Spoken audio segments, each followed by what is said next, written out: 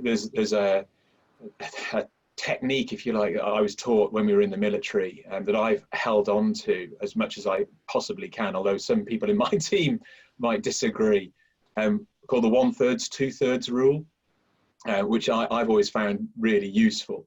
And a lot of the organizations I go in and talk with find useful as well, of if I have a set amount of time to deliver something, whatever that is, so say I've got 3 days, then I'm only allowed 1 day of that time myself to do my analysis, my thinking, come up, with the options, make a decision, and then give my direction.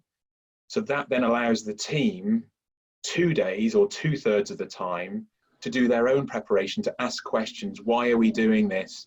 Can we not do it in a different way? Are there alternatives, etc.? So I find that quite useful, because essentially it slides up and down any sort of scale. If you are in a real high pressure situation and you've got very little time, you still have a bit of that time to do your own thinking and then be a bit directive. And I think that's the other element of this, isn't it? Is that particularly as we shift from maybe quite a high intensity, almost firefighting type leadership to where we are now into these sort of harder times and harder yards, it's almost like a change in season, really, in your leadership style. So there's still trees in the forest that are green, but there's some that have already turned amber and red. So in some respects, you are shifting to be that more compassionate, that more caring, that more considered, taking more time.